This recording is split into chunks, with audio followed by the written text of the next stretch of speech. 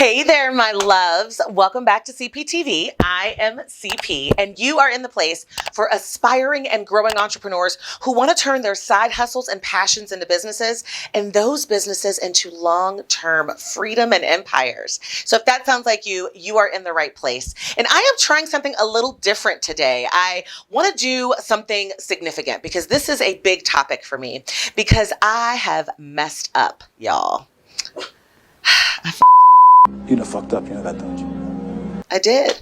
I have so many times in my business. And I know that you probably have too, and you may not necessarily even be aware of it.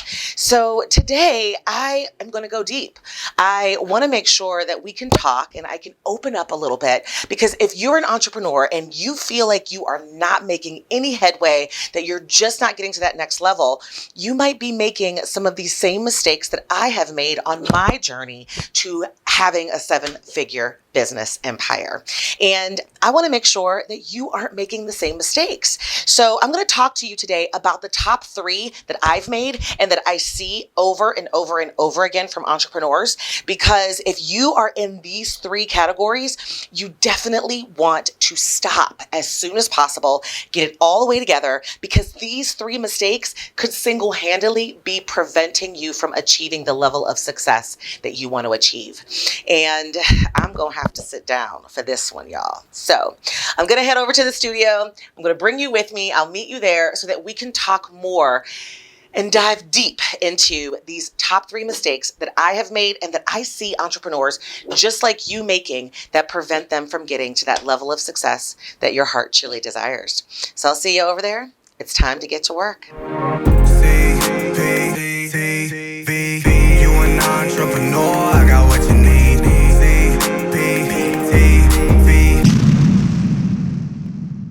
Okay, so now that I am situated, I just felt like this was going to be too deep for me to actually keep walking around and talking to you about it. Let's talk about mistake number 1. And that is really thinking like a hustler and not a CEO. What do I mean? Well, when I started my first business so many years ago, it was more of a 1099 kind of freelance thing. And I was doing consulting work for an organization, and I was really in my zone. I was doing my expertise and doing all that fun stuff and actually loving what I was doing and creating my own stuff, coming up with my own ideas and really providing that strategy. But I was thinking like a hustler. I was trying to just make sure that I was getting my workload done so that I could actually get paid. And I was actually hustling versus treating myself as a business and treating that intellectual service and that strategy development as a business. I wasn't setting up a business structure. I was just chasing clients, trying to make sure that I was getting my contract deliverables out there. And I wasn't treating it like a business. I wasn't even thinking of it like a business. And you guys have heard me talk about this before. I mean, it's been a pretty intense experience over the years to remember that while I am a hustler, because as entrepreneurs, we truly are, we're out there, we're hustling, we're trying to make that money. We also have to think like a CEO and recognize that we've got to limit things that aren't profitable for us. We've got to think from a financial perspective, from a decision-making perspective, from a strategic perspective. And in my very first business, I wasn't being strategic at all. I was just working. I was just pumping out scope of works and deliverables. And I wasn't treating it like this is something that I can offer long-term. And I was in that mode for way too long, because don't get me wrong, I understand that most entrepreneurs, when you are starting with your first business idea, you are going to hustle. You're going to tackle it. You're going to go out there. You're going to chase your customers and your clients. That is okay. But I was in that space for too long. And you got to make sure that you're not sitting in that space for too long. When I say too long, I mean, after a while, you've got to get to a point where you realize this is a business. This is a business opportunity. And if I really want to make this my long-term thing and not continue to work in corporate America in a 9-to-5, I've got to start thinking and treating what I'm doing as a business. So for instance, I was hustling. I didn't make sure I had service agreements. I didn't make sure that I had terms of payment. I was chasing people down. I turn in hours, exchanging hours for dollars. I turn in all these hours of this work. I turn in these deliverables, and then it would take me forever to get paid, or I wouldn't get paid at all. That was my bad. I mean, bottom line, if I had been treating it like a business, I would have organized the service delivery, the scope, the hours, the packaging as a business. I would have had service agreements. I would have had contracts. I would have had invoicing in place. I wouldn't have just been like, oh, go ahead, write me a check. I'll come by the office and pick it up. Those types of things really prevented me from getting to that next level of growth, but also prevented me from being able to establish myself as a brand and as a professional, which I do believe limited the number of referrals I was getting for additional jobs because people really just saw me as a freelancer, right? I was just kind of freelancing out there, offering and changing and exchanging, hours for dollars. And I wasn't thinking like a CEO. There's a very big difference in the mindset. And I've actually done a video on that CEO mindset. I'm going to go ahead and link to it because I think it's critical for you to understand the difference. If you are truly an entrepreneur, if you are really seeing yourself long-term, having a business, talking and going out there and making that dream of yours come true, then you've got to adopt that CEO mindset. You've got to be strategic. You've got to have plans. You've got to have structure and strategy and foundation in place in order to get to that next level.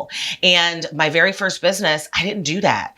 I made a huge mistake. I limited my opportunities and it forced me to go from just freelancing, which was my very first thing. And I was doing that kind of full time into having to go back into corporate America. The money just wasn't there, not enough of it for me to really grow and live a life. So I caution you against that mistake. If you see yourself in that mistake, the number one piece of advice that I can give you, that I have to give you, is to immediately, first of all, watch that CEO mindset video that I did and see what pieces of your mindset you need to fix, that you need to adjust. Whew, because that adjustment can change the game for you and for your business and for your long-term dreams. If you don't see yourself moving in that direction, you might be the problem. You may not have the right mindset. You may be functioning as a hustler and not as a CEO. So get that CEO mindset all the way together and take care, fix this mistake, learn from it. Hey, we all make them. We all did it. I did it. I don't even like talking about it. I don't even really feel like sharing it with y'all. It's getting kind of deep here, but fix it. Fix it. Adopt the right mindset. Do what you got to do. Watch some videos, get some inspiration, listen to some podcasts. I've got tons here on CPTV that teach you how to be a CEO. Learn it and implement it, and you'll be good to go.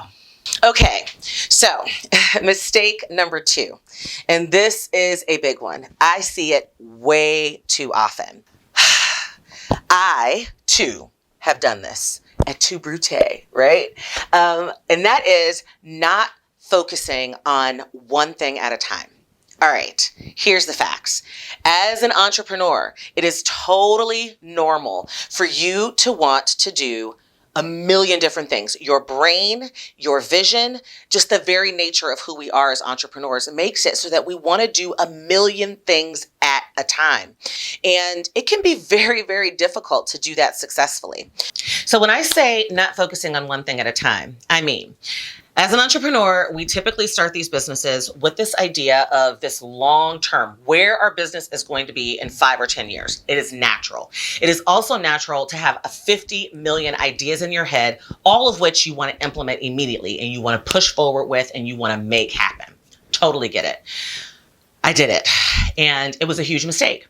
It wasn't even in my first business. My first business, as I told you, I wasn't thinking like a CEO. I was thinking like a hustler. That business ended up having to be dissolved because I wasn't thinking like a CEO and actually lost it during the course of a divorce that I was going through. So that was a major learning lesson, to know that anytime I have some type of business idea, to get my CEO mindset together and cover my ass, right? But my second business, I did okay. I was focused on one particular thing. And then as I began to expand that business, I started focusing on a million different things at one time. I mean, I was offering, 12 different services at one time. And I would tell you single-handedly, it destroyed my customer service. It destroyed the quality of what we were delivering. I was expanding my team like a crazy person, all because I didn't focus in on one thing. I didn't master that one thing. I didn't really determine if that one thing was the direction that I wanted to go, and then begin to expand so that I could slowly expand my team. I was offering what I thought every single business owner out there wanted from an HR perspective, because I had expanded my once benefits focused HR consulting agency into all things HR. And, I love it. I love HR. I love helping people develop and build teams. I love helping people develop and build their HR processes, because all entrepreneurs need that eventually to grow to that next level. But I was offering too many services. I was doing employee manuals. I was doing job descriptions. I was doing compliance. I was doing ACA. I was doing performance review stuff. I was doing all kinds of stuff, everything. And in order for me to be able to do that at the level that I needed to, I also thought I got to expand my team. I got to hire a bunch of people to help do all these things. And because I was doing so many things at one time, I did not solidify the processes that were involved in each of those one things. And you have heard me say this before, and I have only said this because I love you and I am teaching you not to make the same mistakes I did. Initially, offering all of those services did get me lots and lots of clients, but just as quickly as they came, they left because I hadn't mastered how to deliver those services. I hadn't mastered how to sell those services. I hadn't mastered how to get my money in, how to contract, how to, really explain how those services worked, because I was doing too many things at one time.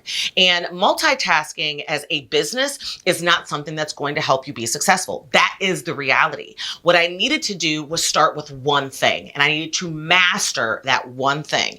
I needed to make sure that if I was going to choose doing employee manuals for clients, that I knew exactly what to do in order to deliver employee manuals quickly and well, what my sales process looked like, how I was going to receive my money, how much it was going to cost, what was the perfect price point, how I was going to deliver those services. And then once I had mastered all of those processes, because you guys have heard me talk about the importance of processes before, once I'd mastered those, then hiring someone that I could delegate that service to, and growing my team slowly but surely, and growing my products and services slowly but surely.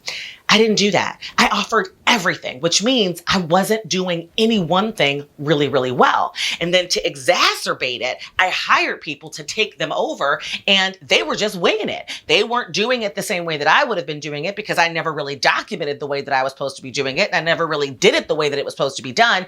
And just as quickly as people were paying me, they were also canceling. They were also requesting refunds. And they were ultimately not sending me any good referrals or sending me any additional business. And it devastated my business. I have to take responsibility for that. And it was a hard time. I mean, I had grown this team and I felt trapped in having this team, because now I am supporting their families. I am their livelihood. And I couldn't just take steps back. And that was when I really had to go on my retreat and take a deep breath and realize that in order for me to really do good as an entrepreneur, I had to scale back. I had to bring it all home, because, and you've heard me say this, you can only focus and perfect one thing at a time. I am not saying that you can't add services and that you can't add products and that you can't go to that next level. And all those ideas that you have as an entrepreneur, you can eventually do. But I'm saying to you, take it one thing at a time. Narrow it down to what you can do. And once you have perfected and tweaked everything about that one service or that one thing, then you can move on to the next thing. Remember, for every product or service that you decide that you want to offer, you have to make sure that you've got a good money in process for that. How are you going to get your money smoothly? How are you going to make sure that you're getting it on time? You've got to make sure that your sales and marketing towards that product or service is impeccable and perfect and working well on its own, especially if you want to automate some of that. You've got to make sure that your service process, how you're delivering that, is good, is tight. It is really getting the reviews and the feedback that you want to see from a customer or client. And you got to tweak if you're not getting that. Then once you've done all of that for one product or service, you can then get yourself the leverage, hire someone to take that over and move on to the next thing. Number 2 mistake, focusing on too many things at one time, not doing one thing at a time, was extremely detrimental to my experience. And it slowed down my progress and almost ruined my entrepreneurial experience. I mean, I came close so many times to being like, let me just go work for somebody else. So that's a big lesson. If you see yourself in that mistake, take a deep breath, my love, narrow it down. Take the time to sit down and pick one. Just pick one. Focus on that one. It is not going to limit your income. It is not going to limit your revenue. Double down on that one thing and then perfect it, tweak it until it is profitable, until it's being delivered seamlessly, until it's almost easy enough for you to do in your sleep. Then you can hire some help to help you take care of that. And then you move on to the next big idea. Do not make that same mistake that I did and try to tackle all of your brilliant entrepreneurial ideas at one time. It will stress you out and ultimately could be the detriment to the success that you ultimately want to experience as an entrepreneur. Okay, so mistake number 3.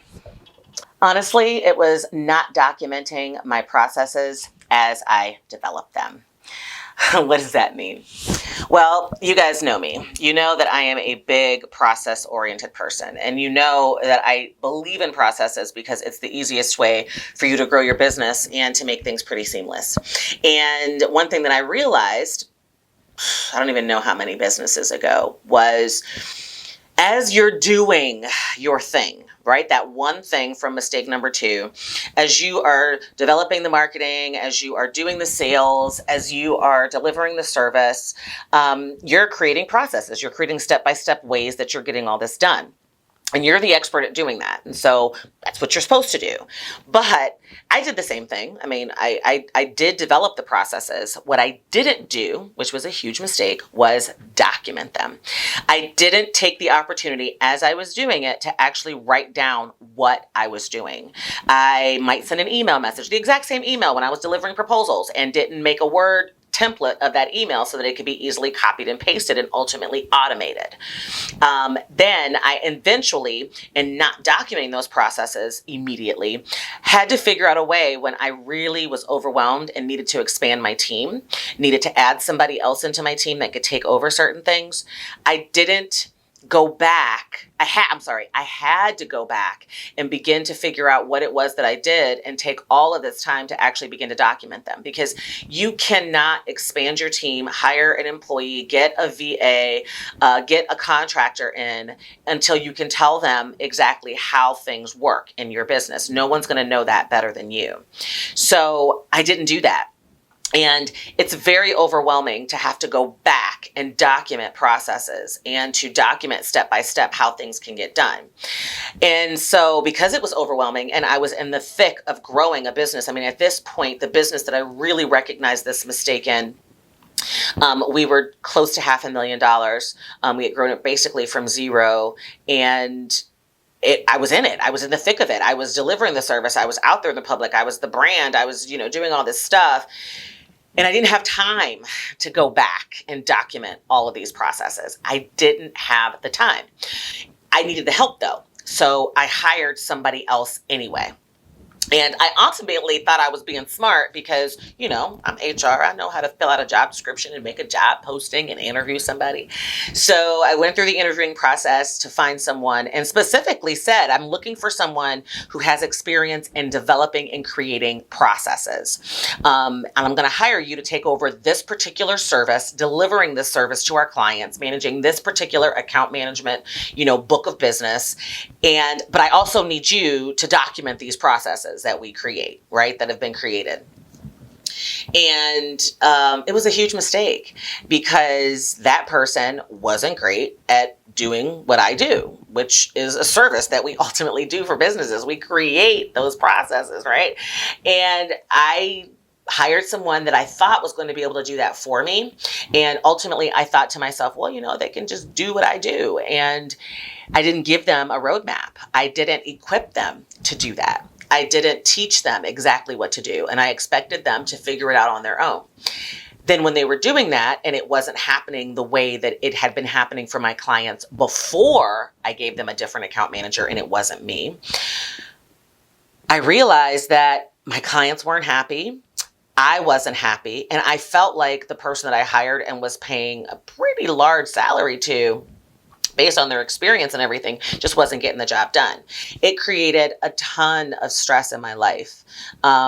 and it was bad. So I had to literally go back and have my entire team at this point that had grown to, almost 10 people or something like that, had everybody learning now. I had to train everybody on how to document processes, how to create SOPs, how to figure out what was working, how to tweak them, how to make them efficient, what technology tools we need. It was almost like we were building from scratch all over again. And had I just documented what I was doing when it was me doing it, and then given it to my person that I hired, and then, given them the script, the roadmap, and then help them and utilize them as they were delivering the service to kind of tweak them and make them better, my life would have been much easier. Instead, I felt like I had to shut the whole thing down and just focus on writing out SOPs and processes. And I couldn't at that point. I mean, we had revenue, we had clients, we had customers, I had payroll, and it was a huge mistake. It caused me to have to take a step back again, because I wasn't doing one thing at a time. I was offering all these different things for mistake number 2. And on top of that, I hadn't documented anything that I needed to document in order to get it done. And it was catastrophic, honestly, for my mental health.